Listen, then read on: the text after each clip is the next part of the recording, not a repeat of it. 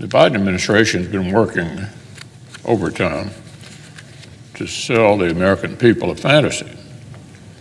The president would like working families who struggled under 2 years of soaring inflation believe their refrain that Bidenomics is working for America. The White House press secretary declared recently that, quote, people are feeling better about their personal finances. If only that were true. Unfortunately, the American people have too many reasons to believe their financial outlook is worse today, worse than when the president took office. According to a survey conducted last month, just 24% of voters say the American economy is on the right track. Less than a third buy the claim that this administration's policies are bringing costs down for working families, and just 22% think inflation is getting any better. So, Madam President, no matter how many ways the administration officials spin the numbers, folks who work for a living and manage a family budget know that Bidenomics has made their lives harder. They know that prices have risen 16.6% since the president took office because they feel it every time they pay their bills. Energy prices, for example, are 38% higher than they were in January of 2021.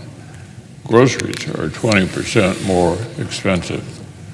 In Washington state, one man reported recently that soaring rent had forced him to move, take on a longer commute, spend more on gas, and put his goal of home ownership on hold.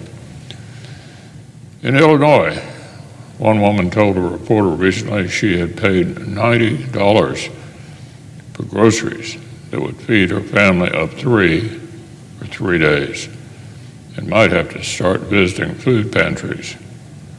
Quote, "You have no choice but to sacrifice," she said. So look at it this way. During the first terms of the last 4 administrations before this one, year-on-year inflation never cracked 4%. Under President Biden, it's happened 26 times. To borrow the president's own phrase, that is Bidenomics in action.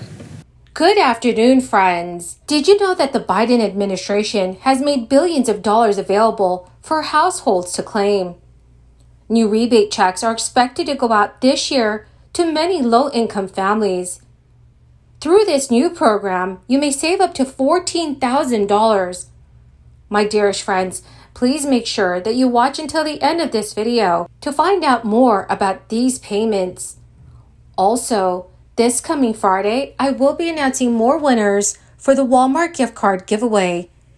If you would like to enter these weekly giveaway, friends, please click and like several of my videos and then comment below the keyword of each video that you watch.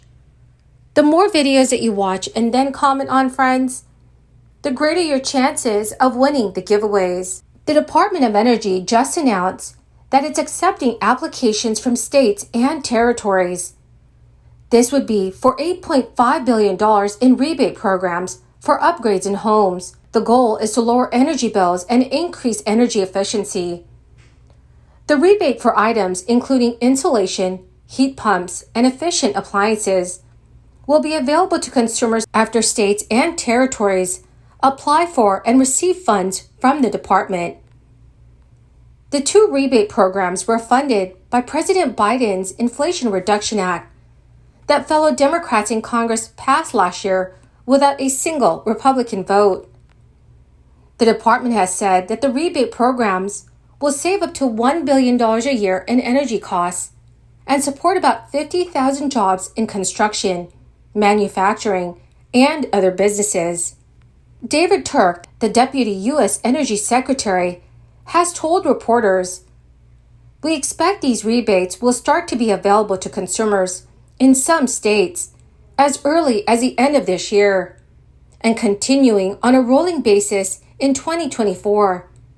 But this is all depending on how quickly states move.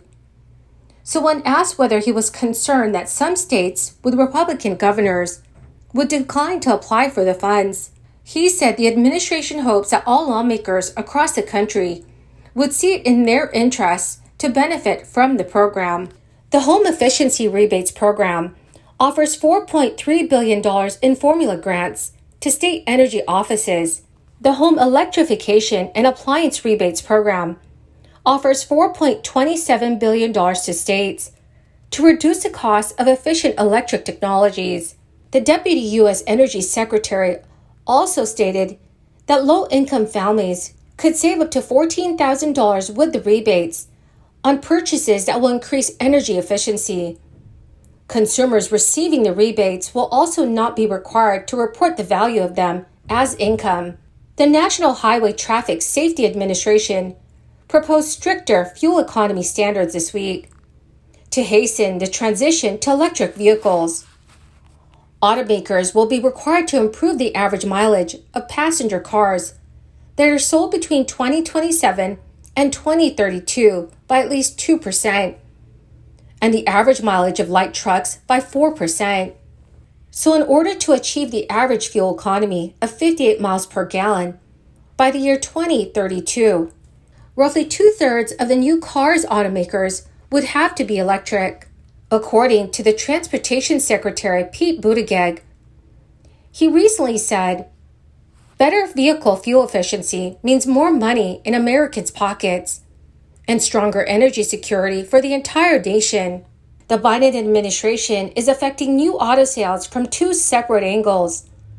In April, the administration announced proposed Environmental Protection Agency rules, which would cut emissions in passenger cars and pickups by half. Ford and other auto companies are struggling to comply with the increasing pressure to transition to electric vehicles. The infrastructure to support such a drastic shift in such a short amount of time is not there. The cost of rare minerals needed for electric vehicle batteries remains high, and there are also concerns surrounding availability of charging stations. Layoffs have been instituted at Ford and many other auto companies.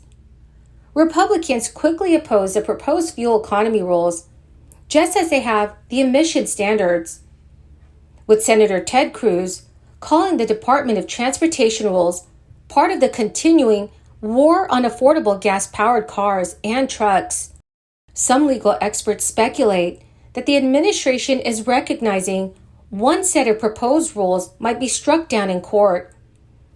Arizona's Republican legislators are one group who has already filed comment against the emission standards and is considering legal action if the EPA finalizes them. So, dear friends, what are your thoughts on electric vehicles? Please let me know what your thoughts are in the comment section below. Well, my magnificent and most marvelous friends, that is the end of my daily stimulus update video for this afternoon. Thank you, friends, for being here and for being part of this community. To say thank you and to show my appreciation, I will be announcing several winners this coming Friday for the Walmart gift card giveaway. Please do make sure that you enter the giveaway by clicking and liking several of my videos, and then comment below the keyword of each video that you watch. The more videos that you watch and then comment on, friends, the greater your chances of winning these giveaways. Thank you and have a wonderful and very blessed week.